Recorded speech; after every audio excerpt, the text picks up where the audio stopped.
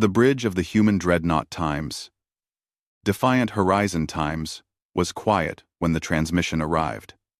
Admiral Sarah Chen sat in her command chair, reviewing supply reports from the new colonies in the Kepler frontier. Her crew worked at their stations with the calm efficiency that came from years of service together.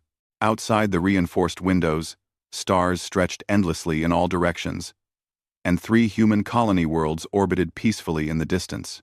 The communications officer suddenly straightened in her seat. "Admiral, we're receiving a priority transmission. Unknown origin. But the signal strength is massive." Chen looked up from her datapad. "Put it through." The main view screen flickered to life, and everyone on the bridge stopped what they were doing. The image that appeared was unlike anything most of them had seen before. A being made of what looked like living crystal stood before them, its body refracting light into rainbow patterns. Its face, if it could be called that, had no eyes or mouth, yet somehow radiated an expression of cold superiority. "I am Herald Zephinus, of the Galactic Sovereignty," the being announced. Its voice came through the speakers with perfect clarity, though Chen noticed its crystalline mouth never moved. Some kind of telepathic translation, she guessed. "You are the humans of Earth, correct?" Chen stood from her chair and walked closer to the screen. "I'm Admiral Sarah Chen, commanding officer of the Terran Defense Fleet, Kepler Sector. To whom am I speaking?" The crystalline being seemed to shimmer with what might have been amusement. "Your question reveals your ignorance. The Galactic Sovereignty is the supreme authority in this region of space. We have maintained order and peace among civilized species for 3,000 of your years. Your presence in the Kepler frontier has been noted and evaluated." "Noted and evaluated," Chen repeated slowly. She glanced at her second-in-command, Commander Marcus Rodriguez, who raised an eyebrow. "That's an interesting way to start a conversation." "This is not a conversation," Herald Zephinus said. "This is a formal notification of sovereignty law. You have violated Protocol 17 by establishing colonies in disputed territory. You have violated Protocol 9 by refusing to register your species with the Central Authority. You have violated Protocol 43 by developing weapons technology without proper oversight." Chen crossed her arms. "We didn't know about any of these protocols. This is our first contact with your organization. Ignorance is not an excuse," the Herald continued. "The protocols have existed for millennia. All species are expected to comply upon reaching interstellar capability. The Galactic Sovereignty has reviewed your case and determined the appropriate response." Around the bridge, Chen's crew exchanged looks. The tactical officer, a young woman named Lieutenant Yuki Tanaka, quietly brought up defensive systems on her console. Chen noticed, but didn't acknowledge it. "Good instincts." Herald Zephinus raised what might have been a hand. "The sovereignty requires the following actions within 48 of your hours. First, you will cease all expansion activities immediately. All construction on your colony worlds will stop. Second, you will surrender administrative control of 3 of your colony worlds to sovereignty management. These worlds will serve as tribute and demonstration of your compliance. Third, you will accept vassal status under sovereignty law. Your species will be assigned a guardian civilization to oversee your development. Fourth, you will provide complete technical documentation of all your weapon systems, ship designs, and military capabilities." The bridge had gone completely silent. Chen could feel the tension rising among her crew. She kept her voice level. "And if we refuse?" "Refusal is not anticipated," the Herald said. "In the 3,000 years of sovereignty administration, 47 species have received this ultimatum. All 47 complied within the specified time frame. The alternative to compliance is annihilation. The sovereignty maintains the largest military force in known space. Resistance would be brief and absolute." Chen stared at the screen for a long moment. She looked at the crystalline being, with its confident posture and its complete certainty. She thought about the words it had used: vassal status, tribute, surrender. She thought about the 3 colony worlds it demanded, where 15 million humans had built homes and lives and futures. Then, she started laughing. It wasn't a polite chuckle or a nervous giggle. It was a full, genuine laugh that echoed through the bridge. Commander Rodriguez looked at her in surprise. Then a slow grin spread across his face. Lieutenant Tanaka covered her mouth, shoulders shaking. Within seconds, the entire bridge crew was laughing, the tension breaking like a dam. Harold Zephinus tilted its crystalline head. "Explain your reaction." Chen wiped her eyes, still chuckling. I'm sorry. It's just... You're really doing this? The whole surrender or die speech? You actually think that's going to work? It has worked 47 times previously," the herald said. Its voice carried the first hint of confusion. "Yeah, well, you're about to make it 47 out of 48, Chen said. She walked right up to the view screen, looking directly at the alien being. "Let me explain something about humans, Harold. We're the species that looked at fire and decided to carry it around. We're the species that looked at wild wolves and turned them into pets. We looked at the ocean and built ships. We looked at the sky and built planes. We looked at space itself, the vacuum that wants to kill us in 100 different ways, and we said, I can work with this." The herald's crystalline body seemed to dim slightly. "Your point? My point is that you're threatening the wrong species," Chen said. "You want us to give up our colonies?" 3. Those are worlds where humans fought through equipment failures, supply shortages, and hostile environments to build something new. You want us to accept vassal status? We're the species that spent most of our history fighting wars against ourselves, just to avoid being controlled by each other. You think a strongly worded letter from some empire we've never heard of is going to make us kneel? Your defiance is noted," Harold Zephinus said. "However, it is illogical. Your species has existed in space for less than a century. The sovereignty has existed for 3 millennia.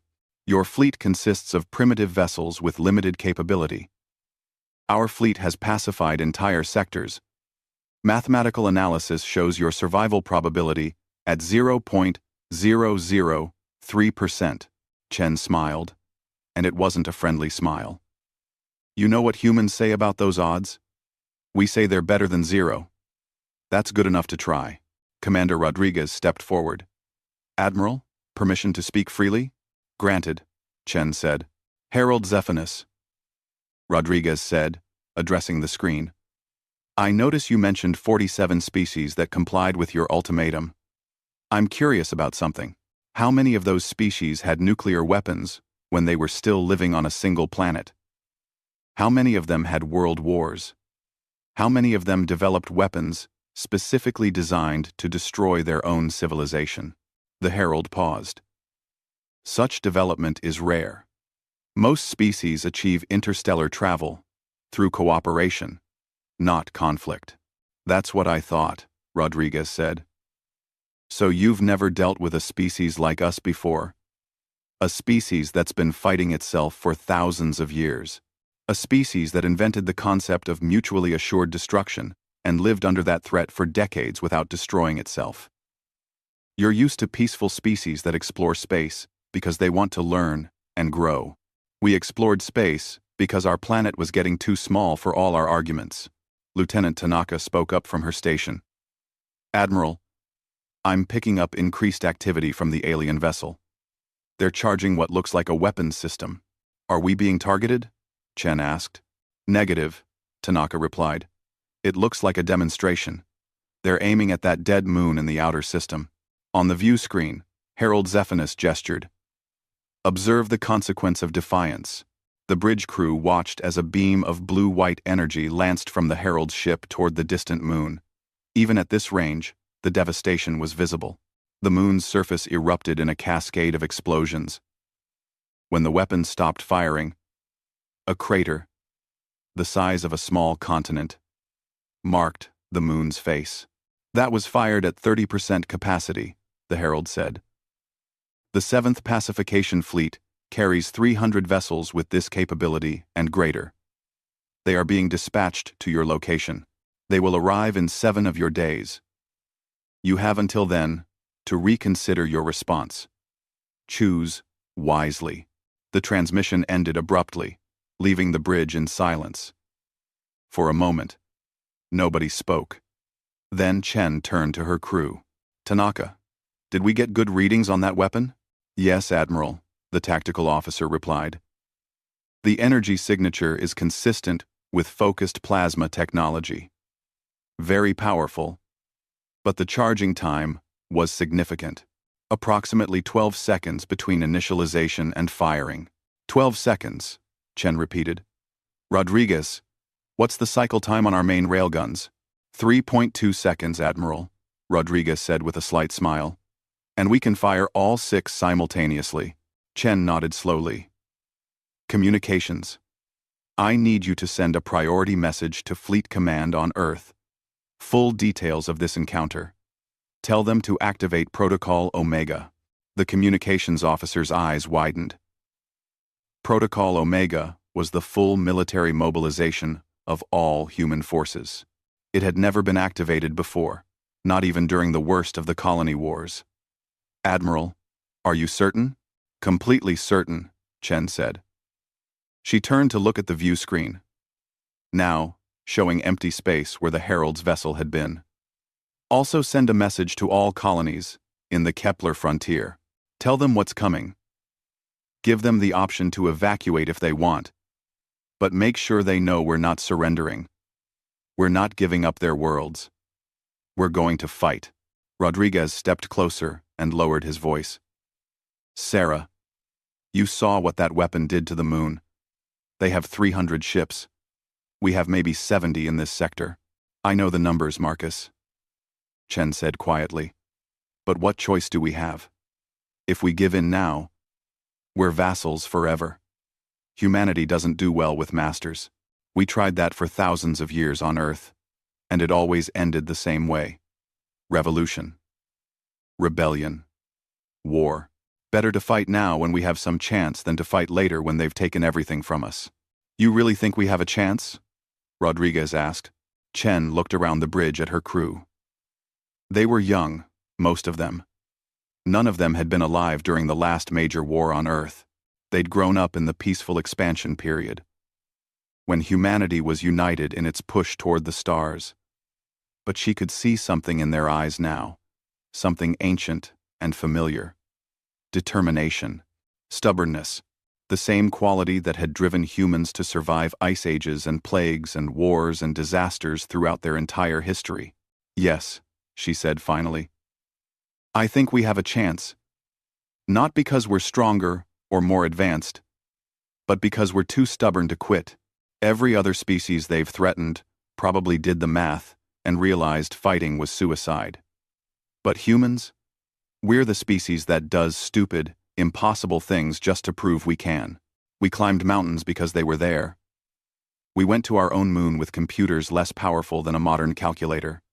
We've survived things that should have killed us 100 times over. She raised her voice so the entire bridge could hear. The galactic sovereignty thinks they can threaten us into submission.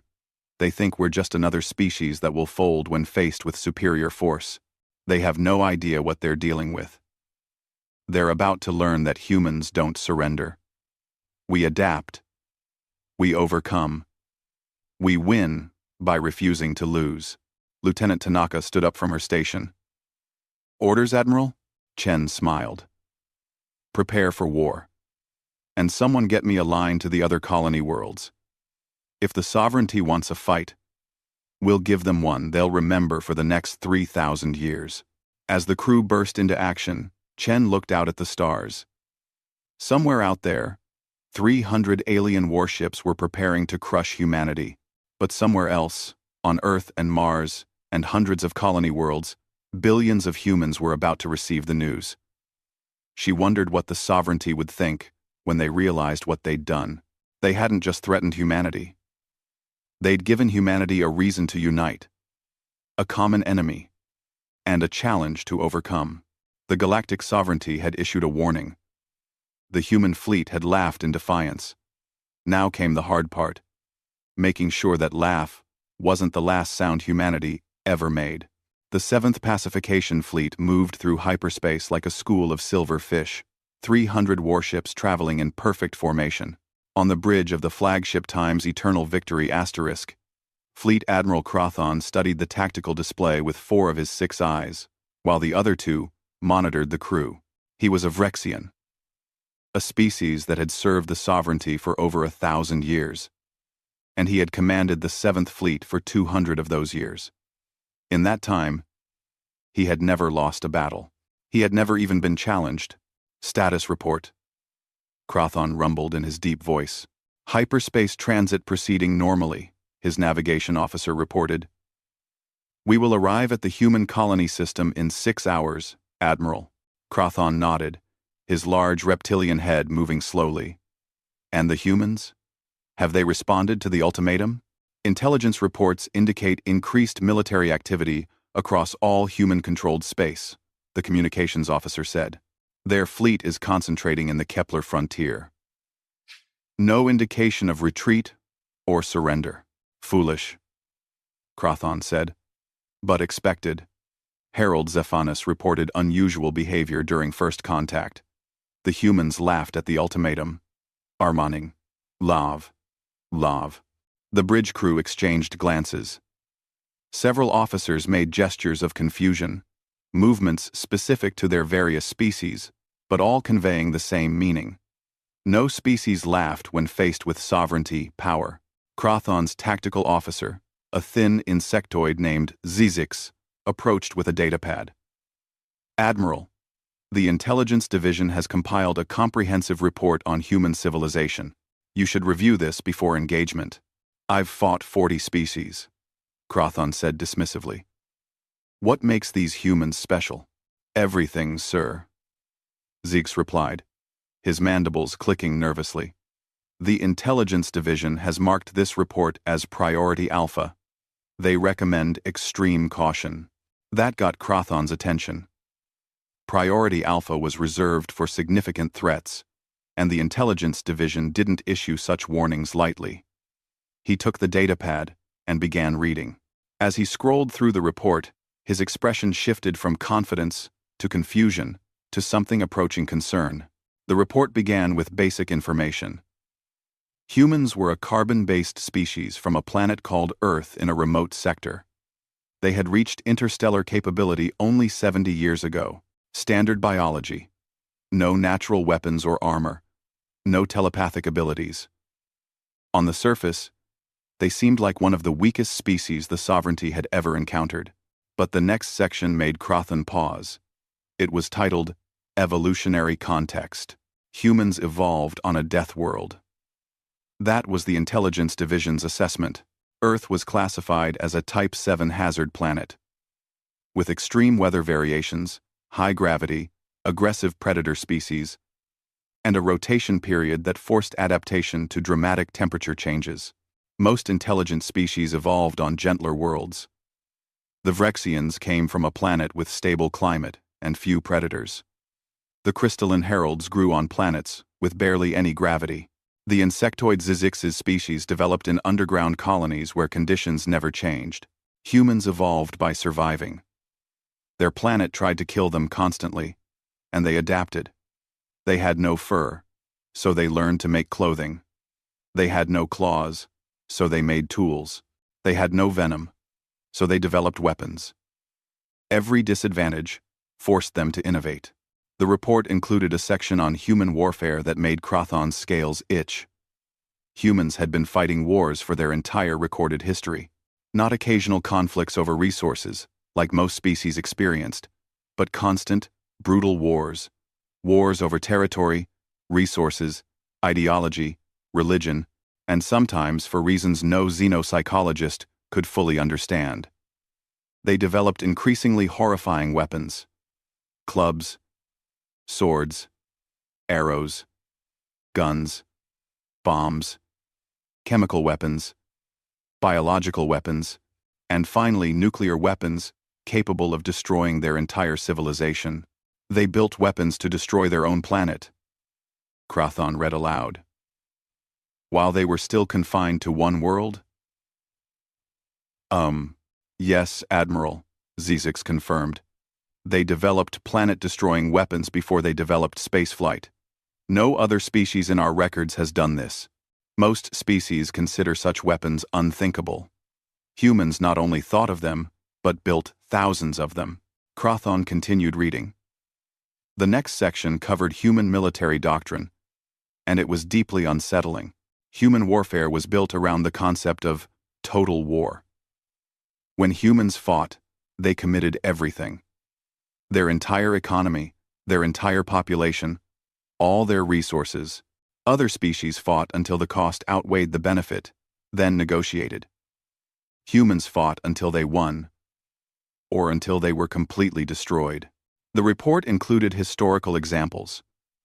A conflict called World War II had lasted 6 years and involved almost every nation on Earth. Over 60 million humans died, but they kept fighting. Another conflict called the Vietnam War lasted nearly 20 years.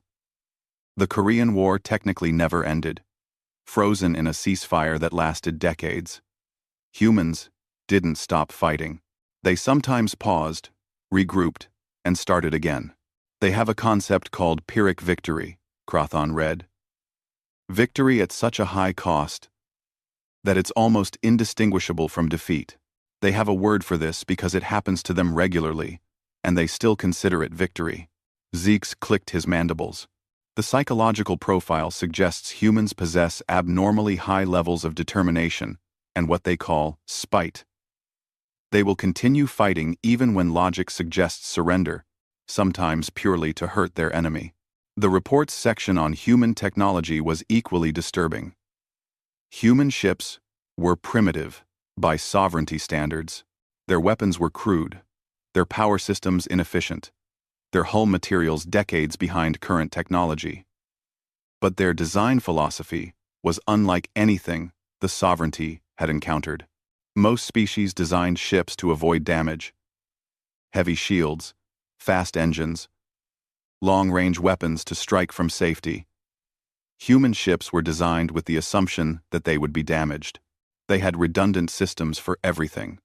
Multiple power cores, backup computer systems, compartmentalized sections that could be sealed off.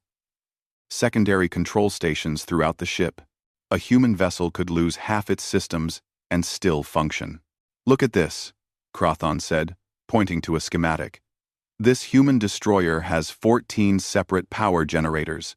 Why would any ship need 14 generators?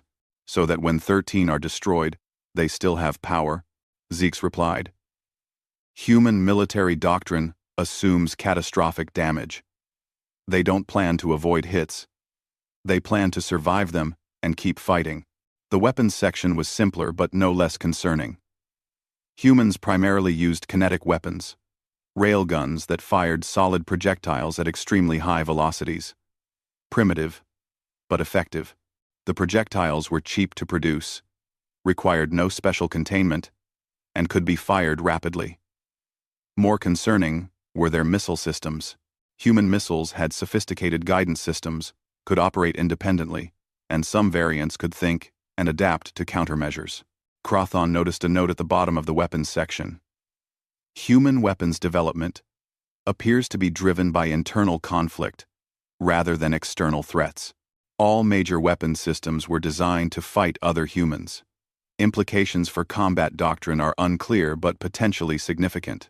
The final section of the report was titled Cultural Analysis, and it was the longest section. Crothon almost skipped it. What did human culture matter when plasma cannons were involved? But Zizix insisted he read it, so he continued.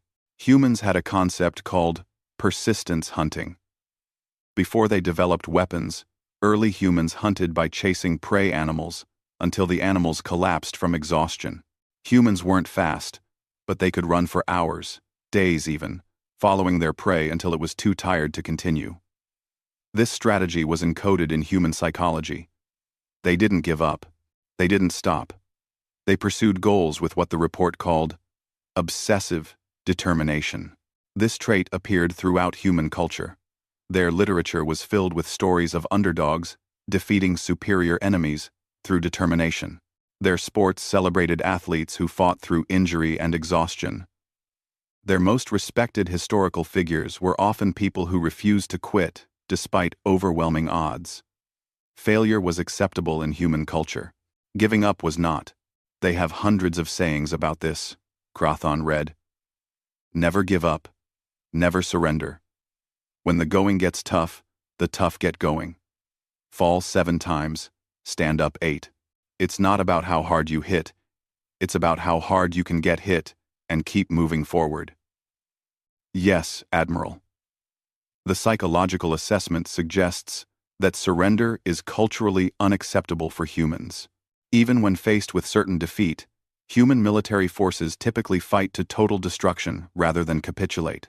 They have numerous historical examples of small forces fighting to the last soldier against overwhelming enemies. Crawthon set down the datapad and looked at the tactical display showing 300 sovereignty warships, the most powerful fleet in known space. He thought about the human fleet waiting for them, outnumbered and outgunned. By all logical analysis, the humans should surrender. They had to know they couldn't win. But logic didn't account for species that climbed mountains because they were there. Logic didn't account for species that developed world-destroying weapons while confined to one planet. Logic didn't account for species whose cultural identity was built around refusing to quit. Zeeks, Crawthon said slowly, your honest assessment. What are our chances? The insectoid tactical officer was silent for a moment. Mathematically, Admiral, we cannot lose. We outnumber them 4-1. Our technology is superior. Our weapons have greater range and power. The probability of our defeat is less than 1%. But, Crawthon prompted, hearing the hesitation. But the intelligence division notes that humans have won battles with worse odds multiple times throughout their history. And they've never faced an enemy from outside their planet before. Every war in their history was human versus human. This is their first war against aliens. The psychological profile suggests this may unite them in unprecedented ways.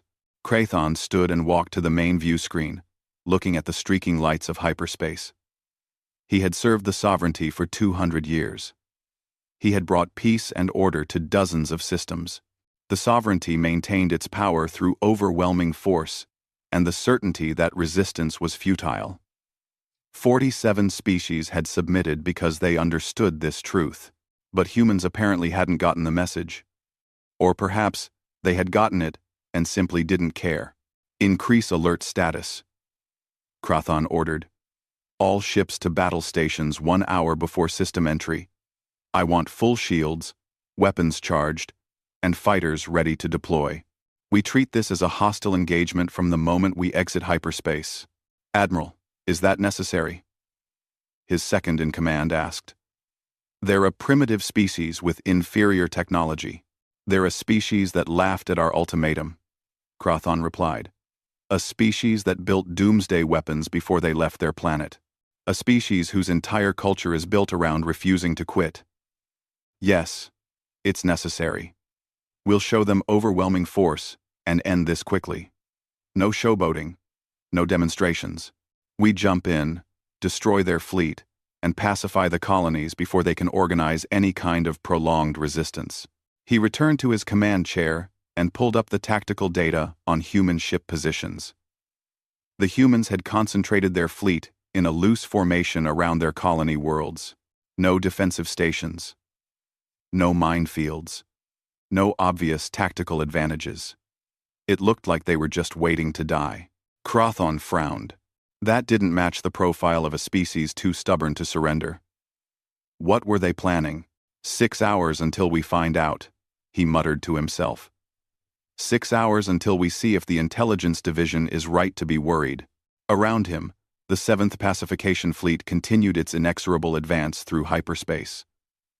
300 warships that had never known defeat, carrying weapons that had shattered planets and broken civilizations. More than enough force to crush any resistance. Crawthon hoped it would be enough. Because if the intelligence report was right, If humans really were too stubborn to know when they were beaten, this wasn't going to be a quick pacification. It was going to be a war. And the sovereignty hadn't fought a real war in over 1,000 years. The humans, on the other hand, had apparently never stopped. The Seventh Pacification Fleet emerged from hyperspace in perfect formation, 300 warships appearing simultaneously in the Kepler system like a swarm of metal locusts. On the bridge of the Times Eternal Victory *, Fleet Admiral Crothon watched his tactical display light up with contact markers as sensors swept the system. "Report," he ordered. "Human fleet detected," his tactical officer Zizix announced. 73 vessels confirmed. Composition matches intelligence estimates.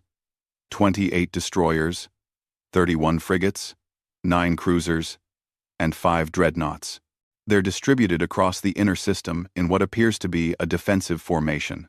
Crothon studied the display. The human ships were scattered across an enormous volume of space, light seconds apart from each other. It made no tactical sense. Ships that far apart couldn't support each other, couldn't concentrate fire, couldn't coordinate maneuvers effectively. It looked less like a military formation and more like random placement. "Are they running?" Crothon asked. "Negative, Admiral. All human vessels have ceased acceleration. They're holding position." Zix's mandibles clicked thoughtfully. "The formation is unusual. It violates standard tactical doctrine for defensive operations. They're amateurs," Crothon's second-in-command said dismissively. "They've been in space for less than a century. They probably don't even understand proper fleet tactics." Crothon wasn't so sure. He remembered the intelligence report. The warnings about human unpredictability. Communications. Open a channel to the human fleet. Give them one final chance to surrender. The communications officer worked for a moment, then nodded. "Channel open, Admiral." "Human forces," Crothon broadcast. "This is Fleet Admiral Crothon of the Galactic Sovereignty 7th Pacification Fleet. You are outnumbered 4-1. Your technology is inferior. Your position is indefensible. Surrender now and your crews will be treated according to sovereignty law. Resist and you will be destroyed. You have 5 minutes to respond." The tactical display showed no change. The human ships remained in their scattered positions, unmoving. 4 minutes passed in silence. Then, with only seconds remaining in the ultimatum, a response came through. "Admiral Crothon, this is Admiral Sarah Chen of the Terran Defense Fleet." The voice was female, calm, and carried a hint of amusement. "We received your surrender offer and discussed it with our crews. The consensus was unanimous. Our response is, come and get us." Then, the human ships opened fire. The attack came from multiple directions simultaneously. Human vessels launching missiles from distances the Sovereignty had thought safe. Crothon barely had time to shout, "Evasive action." To 5.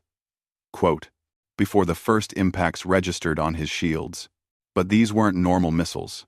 Sovereignty sensors detected the incoming ordnance and defensive systems automatically engaged, firing interceptor pulses designed to detonate missiles at safe distances. The interceptors worked perfectly, destroying the first wave of missiles. Then the missile debris kept coming. What the sensors had read as single missiles were actually clusters, outer casings protecting smaller warheads inside. When the interceptors destroyed the outer shells, they released dozens of smaller missiles that continued toward their targets. "Shields holding," the defensive officer reported. "But Admiral, those weapons are adapting. Each wave is slightly different.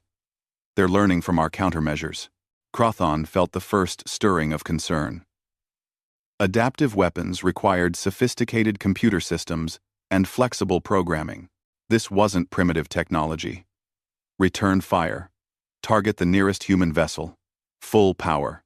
The Times Eternal Victory *''s main plasma cannons swiveled toward a human frigate drifting 20,000 kilometers away.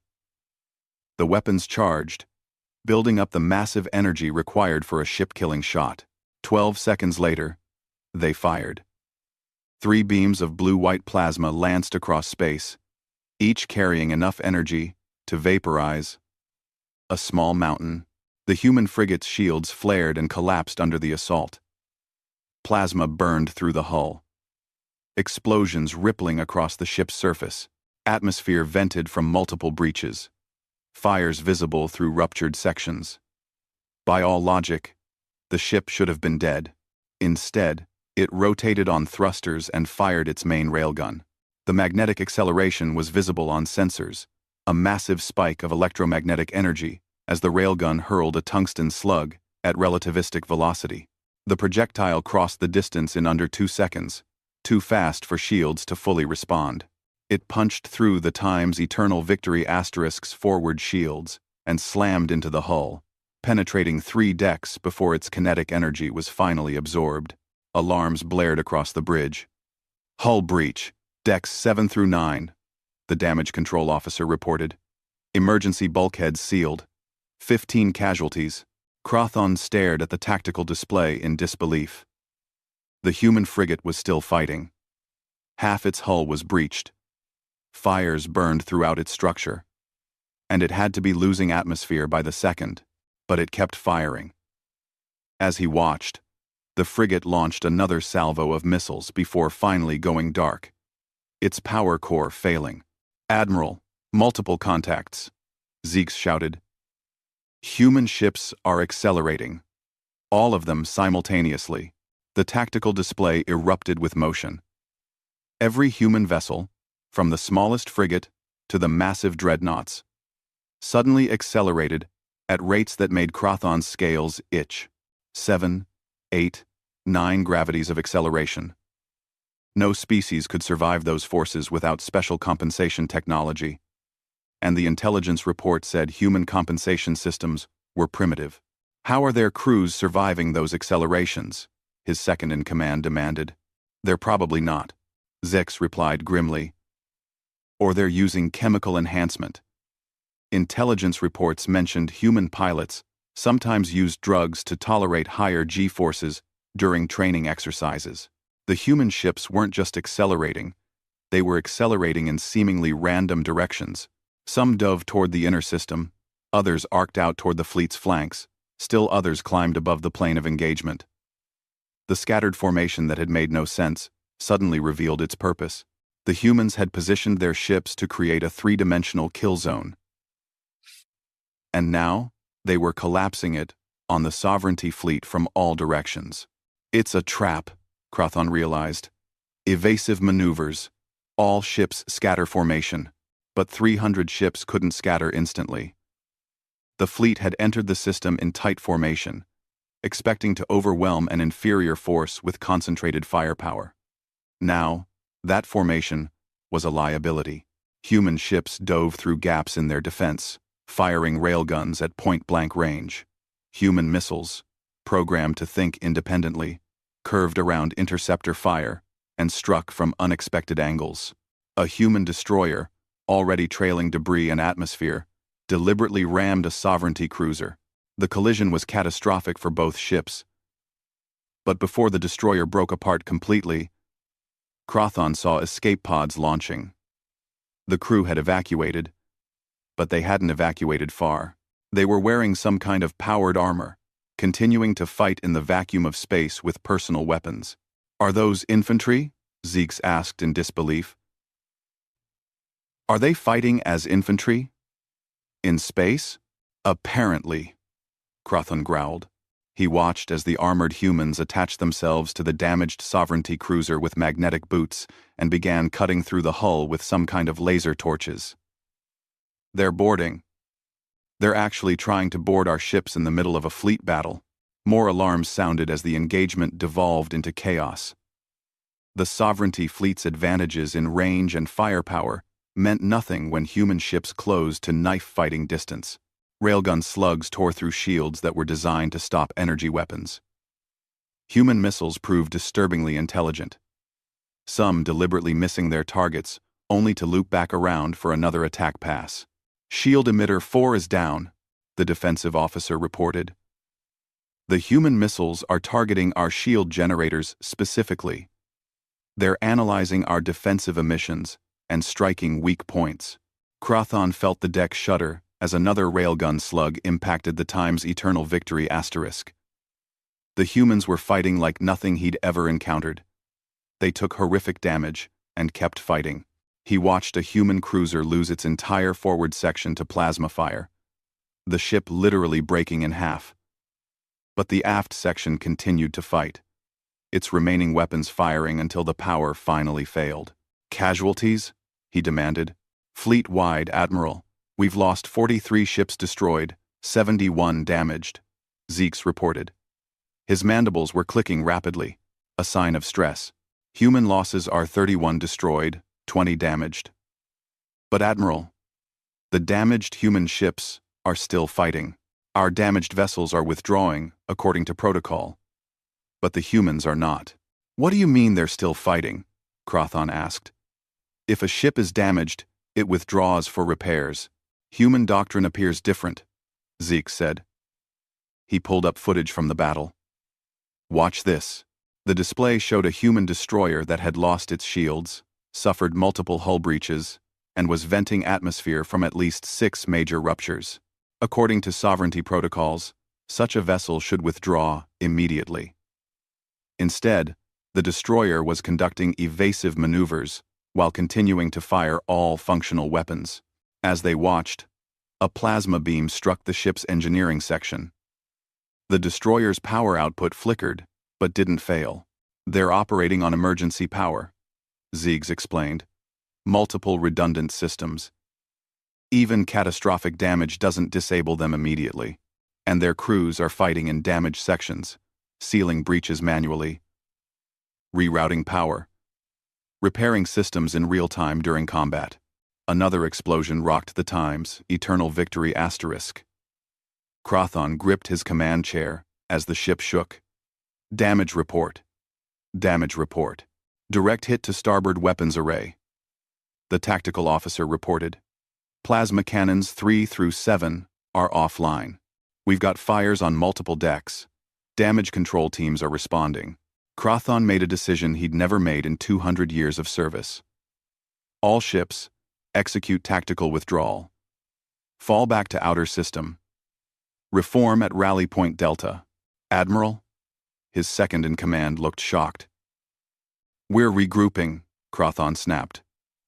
But, even as he said it, he knew what it really was. The 7th Pacification Fleet, which had never retreated in its 1,000-year history, was running from a technologically inferior force. The human fleet didn't pursue. They couldn't. Most of their ships were barely functional, trailing debris and atmosphere. As the sovereignty ships accelerated away, Crothon got a final count of the damage. 43 sovereignty vessels destroyed, 71 damaged, over 30,000 dead. The humans had lost 31 ships, but they'd made the sovereignty pay dearly for each one. "They fought like demons," Ziggs said quietly. "No regard for their own survival. No concern for acceptable losses. They just kept coming." Crothon stared at the tactical display, watching the battered human fleet slowly regrouping around their colony worlds. The intelligence report had been right. Humans didn't fight like other species. They didn't calculate odds or consider cost-benefit analysis. They just fought, with a determination that bordered on insanity. "Communications," Crothon ordered, his voice heavy. "Send a priority message to the Sovereignty Council. Tell them we engaged the human fleet. Tell them we were forced to withdraw. Tell them." He paused, the words bitter in his mouth. "Tell them we need reinforcements. The 7th Fleet alone is not sufficient to pacify the humans." As the message was transmitted, Crothon thought about Harold Zephinus's report. The humans had laughed when threatened with annihilation. Now he understood why. They weren't laughing because they thought they could win. They were laughing because they didn't care about the odds. They were going to fight anyway. And somewhere in the back of Crothon's mind, a disturbing question emerged. What would it take to make a species like this surrender? What force would be sufficient to break the will of beings who built weapons to destroy their own planet? Who fought with broken ships and dying crews? Who turned retreat into attack and turned certain defeat into bloody stalemate? He didn't know the answer. But he knew the sovereignty was about to find out. The Sovereignty Council chamber was a place of crystalline beauty, walls made of materials from 100 worlds reflecting light in patterns that most species found mesmerizing. Today, however, the beauty was lost on the assembled representatives. They sat in tense silence, watching the battle recordings from the Kepler system for the third time. Supreme Coordinator Velshar, a being of pure energy contained within a magnetic field, spoke first. Explain to me how the 7th Pacification Fleet, the most decorated military force in sovereignty history, was forced to retreat by a species that has barely mastered interstellar travel. Fleet Admiral Krathon stood before the council, his scales darker than usual with stress. The humans fought, unlike any enemy we have encountered. They showed no concern for casualties, no respect for tactical doctrine, and no inclination to surrender, even when facing certain destruction. That is not an explanation, Velshar replied coldly. That is an excuse. With respect, Supreme Coordinator, I disagree. Krathon activated the holographic display, showing the battle from multiple angles. Watch this engagement. A human destroyer, already critically damaged, rams one of our cruisers. This is not desperation. It's doctrine. They train for this. Their ships are designed with reinforced prows specifically for ramming attacks. Barbaric, one of the council members muttered. Effective, Krathon corrected. And here, watch this human frigate. It takes a direct hit from our most powerful plasma weapons. Hull breached, life support failing, power systems critically damaged. Any rational crew would evacuate. Instead, they seal the breached sections and continue fighting for another 7 minutes before their reactor finally fails. The council watched in silence. The recordings showed human ships fighting under conditions that should have left them dead or disabled. Ships with half their hulls missing still fired weapons. Crews worked in vacuum-sealed compartments, manually operating systems that should have been automated. One particularly disturbing clip showed human soldiers in powered armor fighting on the hull of their own ship, using handheld weapons against sovereignty fighters. They fight in space, Velshar observed, as infantry, without ships. Yes, Krathon confirmed. They call it extravehicular combat. Our intelligence division has discovered they've been developing these tactics for years, anticipating close-quarters space battles. They have weapons designed specifically for vacuum fighting, armor that doubles as spacecraft, and training protocols for zero-gravity combat. Another council member, a gas form being named Tethys, swirled forward. The casualty reports show we destroyed nearly half their fleet. Surely they must realize continued resistance is futile. Krathon shook his head.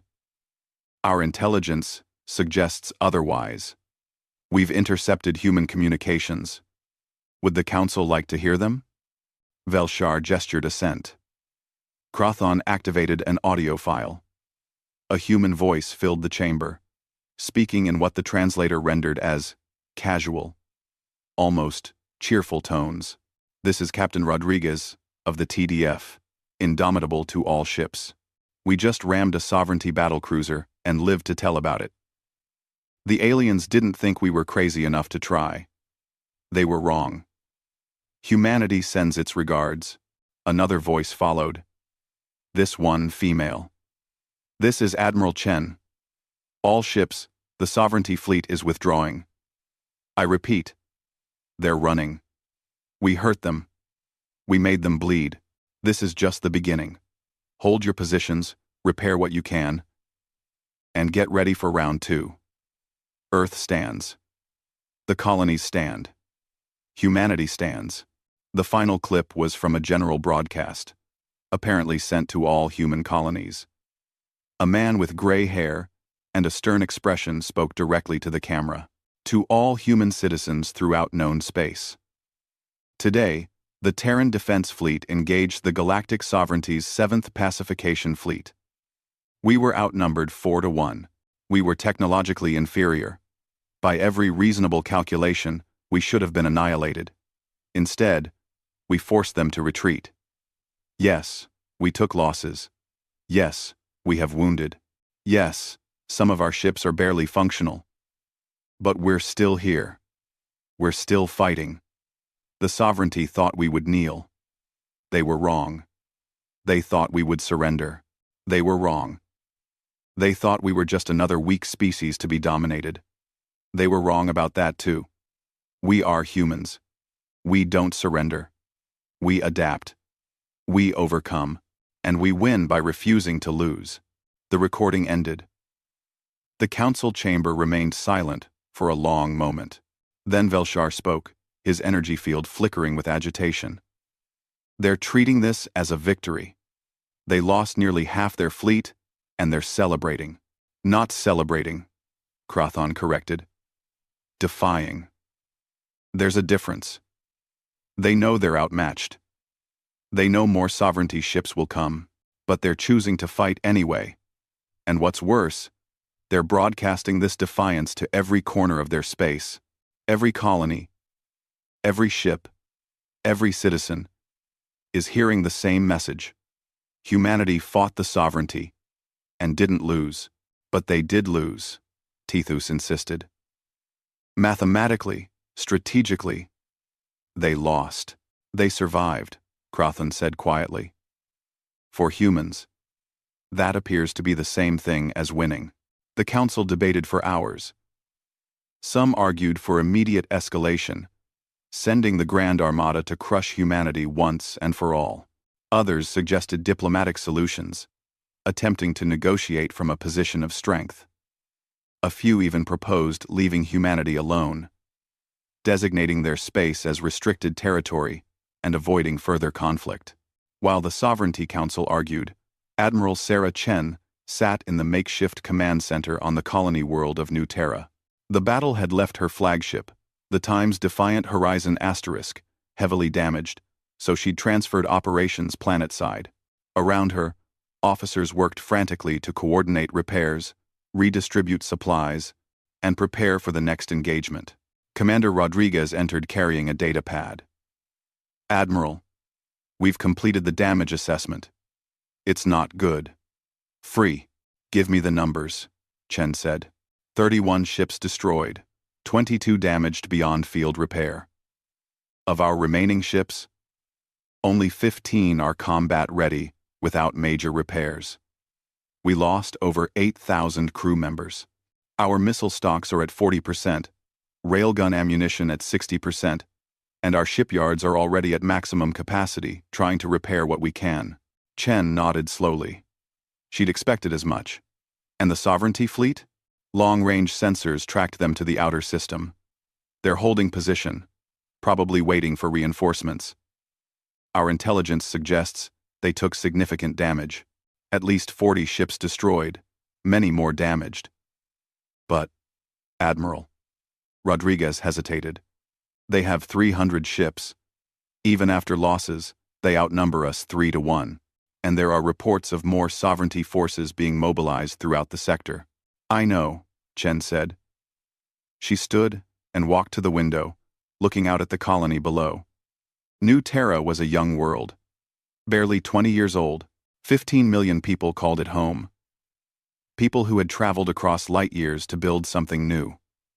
She could see the city lights, the agricultural domes, the mining operations in the distance. All of it would be destroyed if the sovereignty won. We can't beat them, Rodriguez said quietly. Not in a straight fight. We got lucky this time. They underestimated us, and we used tactics they'd never seen before. But next time, they'll be ready. Then we need to make sure there isn't a next time, Chen replied. Or rather, we need to make sure the next time happens on our terms. She turned back to the tactical display showing the entire sector. Execute Operation Checkmate. It's time to change the rules of this game. Operation Checkmate had been planned months ago, back when humanity first detected signs of the sovereignty's existence. It was a contingency plan, something to try only in desperate circumstances. Chen had hoped they'd never need it. But desperate circumstances had arrived.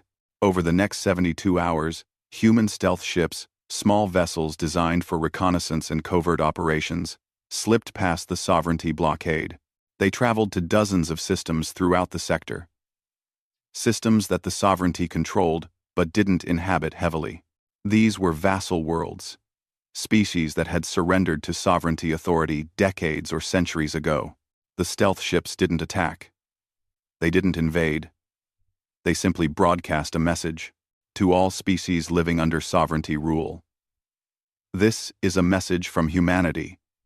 We are currently at war with the galactic sovereignty. They demanded we surrender, accept vassal status, and give up our worlds. We refused. They sent their 7th pacification fleet, 300 warships, to force our compliance. We fought them. We made them bleed. We made them retreat. We're not telling you this to brag. We're telling you this to prove something. The sovereignty can be fought. They can be hurt. They can be beaten. We know many of you have been under their control for generations. We know you were forced to accept vassal status because resistance seemed impossible. We're here to tell you it's not impossible. We're fighting. If you want to fight too, fight. If you want to resist, resist. If you just want to watch, watch. But know this: humanity is not surrendering. We're proving that defiance is possible. What you do with that information is up to you. The message spread like wildfire. Within days, the first reports of unrest reached the Sovereignty Council. A mining colony in the Turthan system had stopped shipments to sovereignty worlds. A manufacturing center in the Quellis system had suffered mysterious equipment failures. A vassal species, called the Kelthans, had formally requested renegotiation of their treaty status. It was just the beginning. The sovereignty had maintained control through the perception of invincibility. They were the supreme power. Resistance was futile. Compliance was inevitable. Humanity had shattered that perception. One small species, fighting against impossible odds, had forced the mighty 7th Fleet to retreat. If humans could do it, maybe others could too. Back on the Times Eternal Victory *, Fleet Admiral Crothon read the reports of growing unrest with mounting dread. They're not just fighting us, he told Zizix. They're undermining the entire foundation of sovereignty control. The Council is furious, Ziggs reported. They're mobilizing the Grand Armada. 3,000 ships. They're going to crush humanity and make an example of them. Crothon looked at the tactical display showing human space. Such a small region. Really. A few dozen systems. A few 100 million beings. Against the full might of the sovereignty, they had no chance. But a nagging doubt gnawed at him. The humans had to know this. They had to understand they couldn't win a war of annihilation against a force that controlled thousands of worlds. So why were they still fighting? Why were they broadcasting messages of defiance? Why were they encouraging other species to resist? Unless they weren't trying to win the war. Unless they were trying to win something else entirely. They were trying to break the sovereignty's control by proving it could be broken. They were fighting not to achieve victory, but to inspire rebellion. It was insane. It was brilliant. It was the most dangerous thing Crothon had ever encountered. Because even if the sovereignty destroyed humanity completely, the damage was done. The message was out. The perception of invincibility was shattered. How long until the Grand Armada arrives? Crothon asked. 4 weeks, Zix replied. 4 weeks, Crothon repeated. 4 weeks for humanity to prepare. 4 weeks for their message to spread further. 4 weeks for more vassal species to start questioning their status. 4 weeks for the sovereignty's carefully maintained order to continue unraveling. He wondered what the humans would do with that time. Knowing them, something unexpected, something dangerous, something that would make the coming battle even more complicated than it already was. Prepare the fleet, Crothon ordered. When the Grand Armada arrives, we'll need to be ready for anything. Because if there was one thing he'd learned about humans, it was that they were never predictable. And they never, ever gave up. The Grand Armada of the Galactic Sovereignty emerged from hyperspace like a wall of metal and light. 3,000 warships, representing the combined military might of a dozen species, and hundreds of worlds. They filled the space around Earth's solar system with their presence. A show of force, unprecedented in recent sovereignty history. On the bridge of the Super Dreadnought Times Absolute Authority *, Supreme Fleet Commander Zelnoth watched the tactical displays with satisfaction. The commander was a member of the Aelthar species, beings of pure thought given form through technology. Zelnoth had existed for over 500 years, and had commanded fleets for 300 of them. This would be the greatest victory of a long and distinguished career. Human fleet positions? Zelnoth asked. The question transmitted directly from thought to the ship's communication systems. The humans have concentrated their entire remaining fleet around Earth and Mars, the tactical officer reported. 147 vessels detected. They've been reinforced since the Kepler engagement. Zelnoth observed the human formation with interest. The humans had positioned their fleet in defensive layers around their homeworld. It was a conventional strategy, one that made tactical sense. Protect the core. Make the enemy pay for every inch of space they took. It would be ineffective against overwhelming force, but it showed the humans had learned something about proper military doctrine. Open all channels, Zelnoth commanded. I will address the humans directly. Within seconds, every communication device in the solar system received the broadcast. Every human ship, every space station, every colony on Mars and the outer planets, even personal devices on Earth itself. Humans of Earth. Zelnoth's voice echoed across the void. This is Supreme Fleet Commander Zelnoth of the Galactic Sovereignty. You see before you 3,000 warships, the largest fleet assembled in recent history. We come with a simple message. Your defiance ends today. You will surrender immediately, or we will destroy your homeworld. You have proven yourselves to be brave warriors. The sovereignty respects this. But bravery without wisdom is merely foolishness. Surrender now, and you will be granted vassal status with favorable terms. Continue to resist, and Earth itself will burn. You have 1 hour to respond. On the surface of Earth, in the rebuilt Military Command Center in Geneva, Admiral Sarah Chen watched the Armada through long-range sensors. Around her, the command staff worked quietly. Each person focused on their task, despite the overwhelming force hanging in space above them. They mean it, Commander Rodriguez said quietly. 3,000 ships. Admiral, we can't fight that. Nobody could. Chen didn't respond immediately. She was thinking about the past 4 weeks. The frantic preparations humanity had made. Every ship that could fly had been rushed into service. Every weapon that could shoot had been mounted. Every person who could fight had volunteered. They'd managed to rebuild their fleet to 147 ships. But it wasn't enough. It would never be enough. But humanity hadn't spent the past 4 weeks just building ships.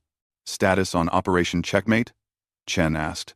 15 vassal species have formally declared independence from the sovereignty, reported the intelligence officer. 23 more are in active rebellion. The sovereignty is dealing with uprisings across 3 entire sectors. Their supply lines are compromised, and they've had to divert ships to maintain order. And our special project?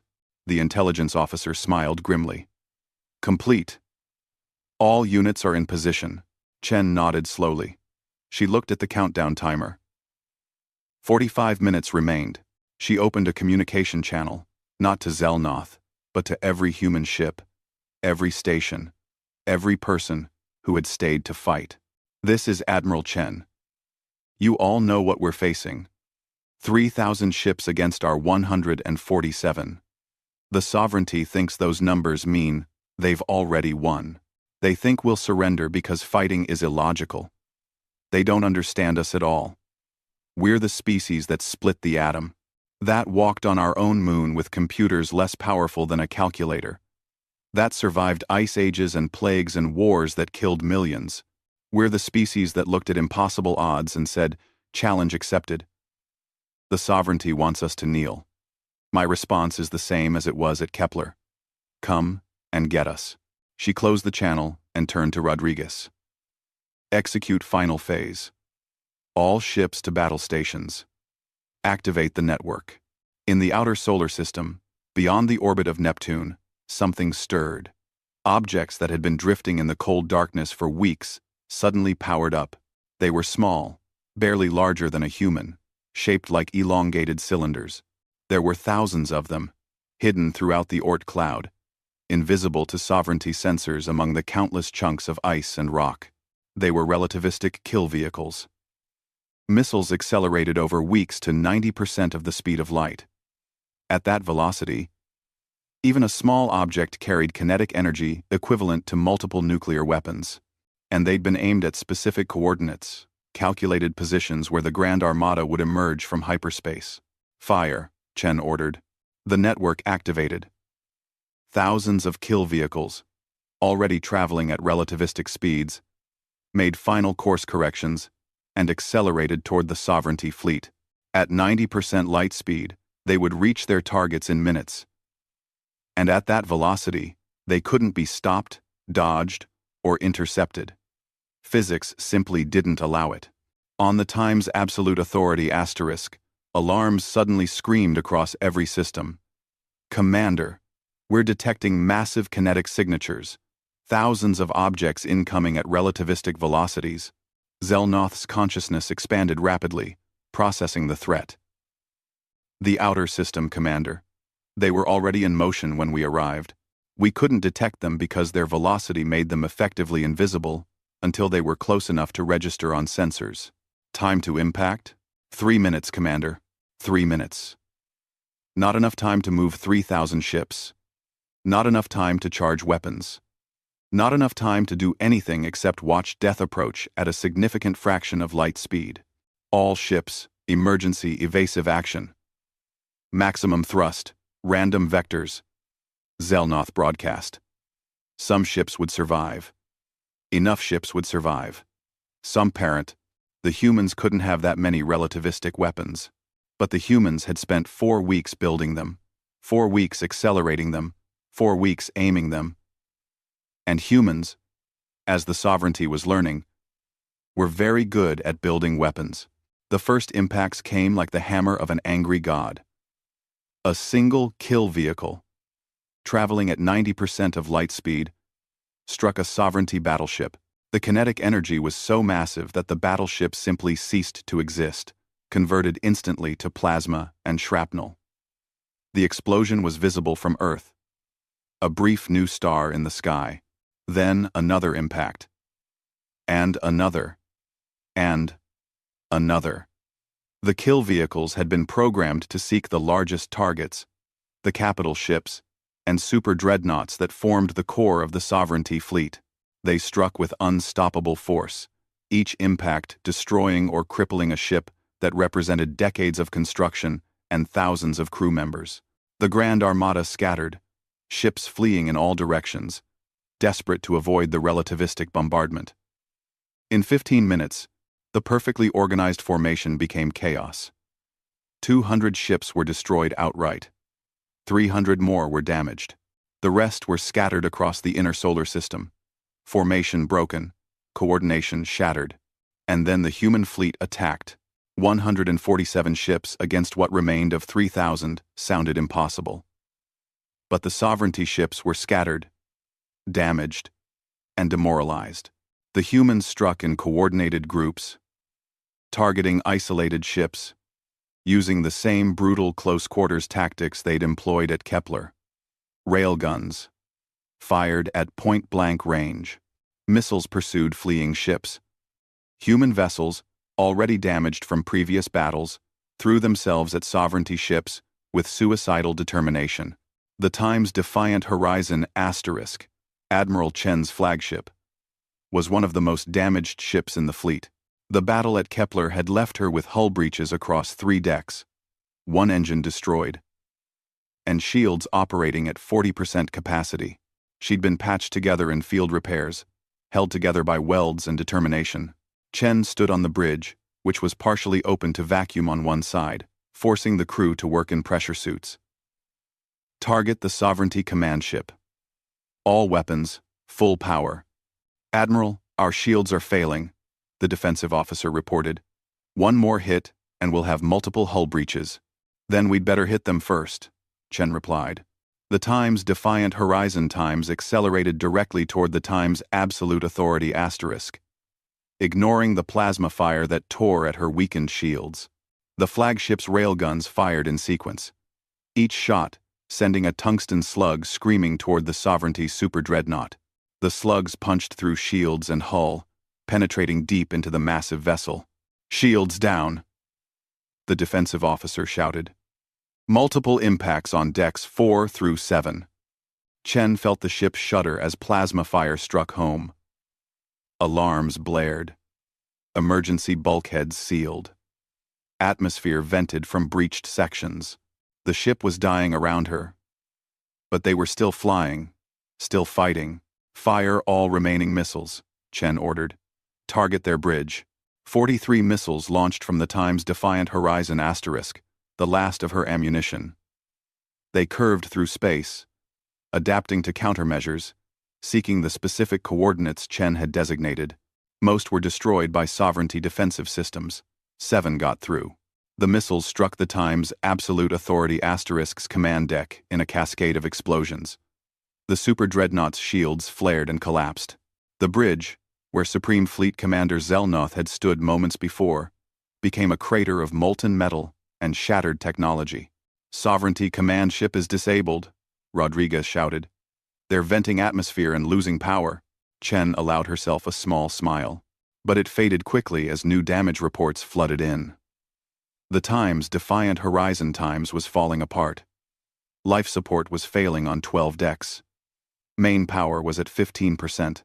The ship's structural integrity was compromised to the point where any significant maneuver might break her spine.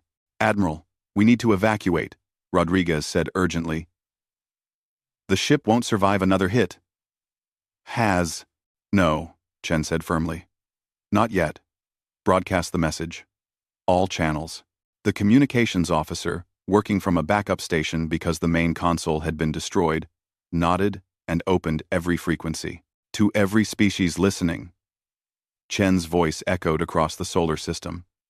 "This is Admiral Sarah Chen of the Terran Defense Fleet. This is how you say no to tyranny. This is how you fight for your freedom. You don't surrender because the odds are bad. You don't quit because victory seems impossible. You fight until your ship breaks. Then, you fight in the wreckage. You fight until you can't fight anymore. And even then, you don't give up, because freedom isn't given, it's taken. Peace isn't granted, it's earned. And dignity isn't bestowed, it's claimed." She paused, watching the tactical display. The battle was still raging, but something had changed. Sovereignty ships were retreating. Not in an organized withdrawal, but in panicked flight. They'd come expecting to crush a primitive species.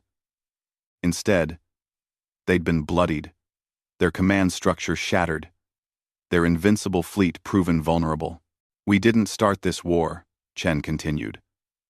"The Sovereignty did when they demanded we kneel. We're finishing it by refusing to fall. To all vassal species, to all beings living under Sovereignty control. You see what we've done. We're not special. We're not superior. We're just stubborn enough to fight for what's ours. If we can do it, you can do it." The transmission ended. Chen turned to Rodriguez. "Now we can evacuate." The crew of the Time's Defiant Horizon Times abandoned ship in an orderly evacuation, moving through damaged corridors in pressure suits, helping wounded crew members, carrying what equipment they could. Chen was the last to leave, standing on the shattered bridge as her ship groaned and buckled around her. "I'm sorry," she whispered to the ship. Then she activated her suit's thrusters and pushed away from the dying vessel. Behind her, the Time's Defiant Horizon Times finally broke apart, the structural damage too severe to sustain. The ship split in 3 sections, each piece tumbling slowly through space, a monument to stubborn defiance. The Battle of Earth lasted 6 more hours. When it finally ended, the Sovereignty fleet had retreated, leaving behind 500 destroyed ships and thousands of dead. The human fleet was reduced to 43 functional vessels. Earth itself had taken damage from debris and missed shots, though the planet's defenses had prevented any direct attacks on the surface. But humanity had survived. Against overwhelming odds, facing the largest fleet in Sovereignty history, they'd survived. 3 days later, an official transmission arrived from the Sovereignty Council. It was not an ultimatum. It was a request for negotiation. The Treaty of Terra was signed 4 weeks later. It recognized humanity as an independent power, established mutual borders, and most importantly, acknowledged humanity's right to self-determination. The Sovereignty didn't call it a surrender, but everyone knew what it was. For the first time in 3,000 years, the Galactic Sovereignty had accepted peace terms from a position of weakness. The treaty had wider implications. Within a year, 15 vassal species had negotiated independence. 20 more had gained increased autonomy. The Sovereignty's absolute control had been broken, not by a stronger power, but by the simple proof that they could be resisted. 6 months after the treaty, Admiral Chen stood in a memorial park on Earth, looking at a monument made from salvaged metal from the Time's Defiant Horizon asterisk. It was a simple structure, listing the names of every person who had died in the war. Over 30,000 names.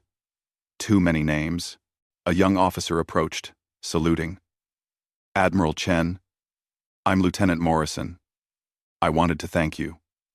"For what?" Chen asked. "For not surrendering," Morrison replied. "My parents were on one of the colony worlds the Sovereignty demanded as tribute. If you'd given in, I would have grown up as a vassal. Instead, I grew up free." Chen smiled tiredly.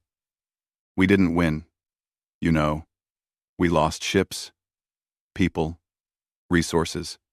By any reasonable measure, we lost. But we survived," Morrison said. "Isn't that the same thing for humans?" Chen looked at the memorial, at the thousands of names carved in metal from a ship that had fought until it broke. She thought about all the people who had refused to kneel, who had fought against impossible odds, who had changed the course of galactic history simply by being too stubborn to quit. "Yes," she said finally. "For humans, that's exactly the same thing." Above them, in the orbital shipyards, new vessels were being constructed. Larger, more advanced, incorporating lessons learned from the war. The shipyards worked day and night, building humanity's future. Because the treaty had brought peace. But peace required strength to maintain. The Galactic Sovereignty had issued a warning. The human fleet had laughed in defiance. And in doing so, humanity had changed the galaxy forever. They'd proven that defiance was possible, that resistance could succeed, that the will to fight mattered more than the odds of winning. Other species would remember that lesson. The Sovereignty would remember too. And they would never again make the mistake of thinking humanity would simply surrender. Because surrender was logical. Because humans, as the galaxy had learned, weren't logical. They were stubborn, determined, and too spite-driven to acknowledge when they were beaten. And sometimes, that was enough to change everything.